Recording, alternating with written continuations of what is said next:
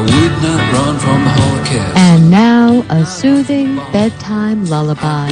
It's Mike Malloy. Well, not so much. It's 25 before the hour, and it is time, once again,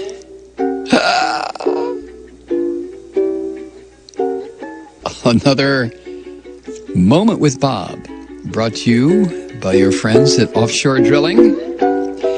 Tonight's moment is entitled Lurking in the Shadows.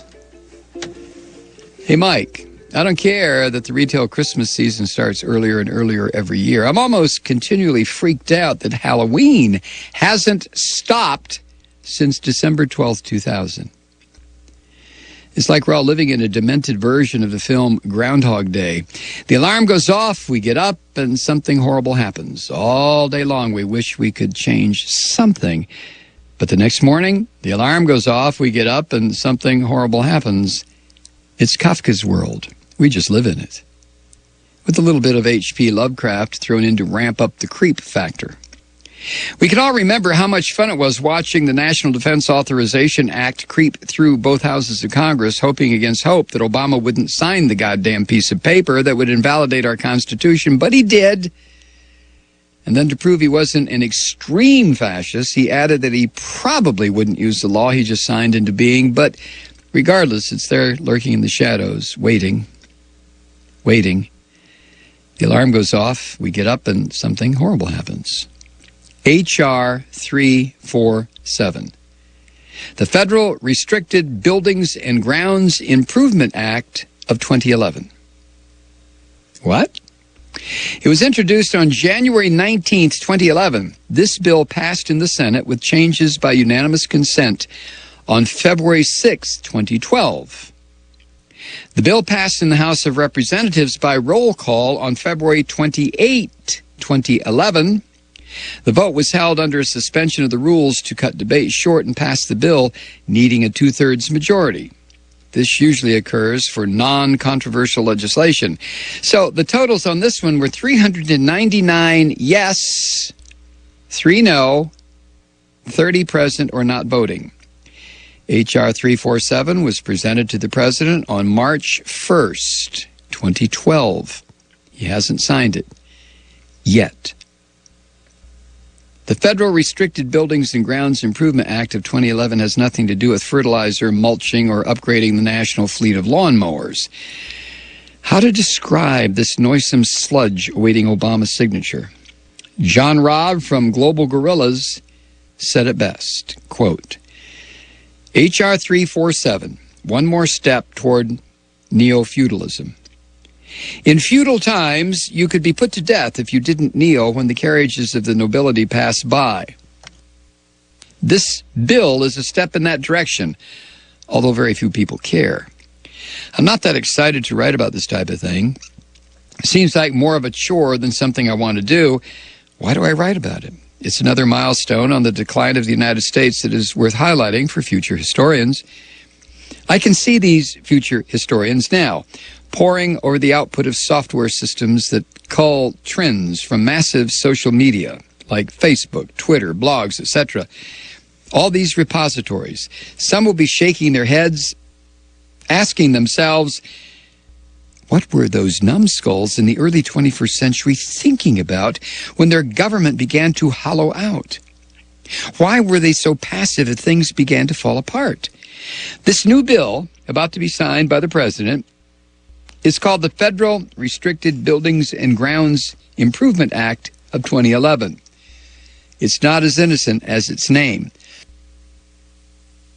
Essentially, it makes it a federal offense to be anywhere near somebody protected by the Secret Service. That's from the president to candidates for political office, Romney or Santorum, to senior government officials, to foreign dignitaries, such as those that would come here for the G20. In other words, lots and lots of people. While being sold as a way to close a loophole in the current law regarding White House security, it is actually much more than that. It changed one word that made a world of difference. What's the difference? Well, to be arrested and imprisoned, all you need to do is be in the same building or area around a person that has Secret Service protection. You don't even need to know that you're breaking the law to be arrested and imprisoned. If you are merely walking in an area secured for a person being protected, you can be legally jailed for up to a year. If you are carrying something that can be seen as a weapon, legally or not, that imprisonment can be extended to 10 years. In short, if you are within the same building or neighborhood being secured to protect a political or foreign personage without their express permission, you can be imprisoned. Trust us, or they're very good people, isn't a valid answer to this critique. If a new power can be abused legally, it will eventually be abused. Very simple tautology. End quote. So, Mike, it's too late to contact your elected representatives to tell them to vote against H.R. 347. That ship has sailed.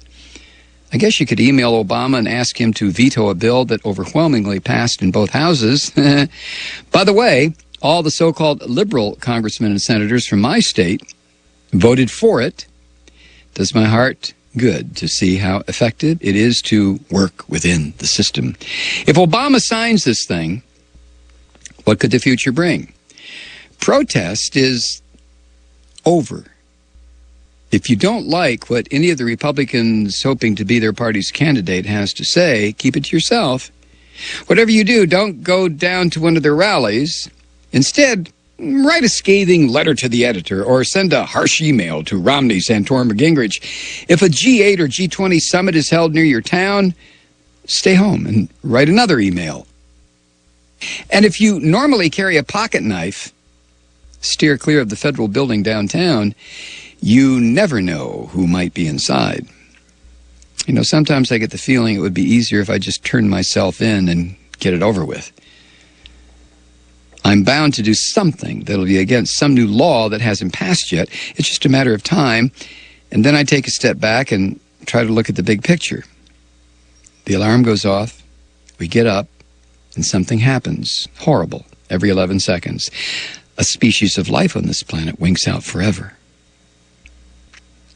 And so as we trundle down the path to the tar pits and wait in line to sink beneath the goop, we've got to endure vicious, fascistic beasts that rise up in our way and bite and bite and bite. Regards, Bob.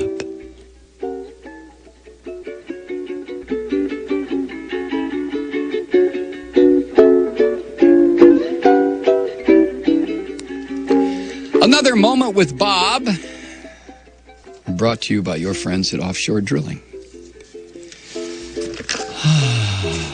Bite and bite and bite.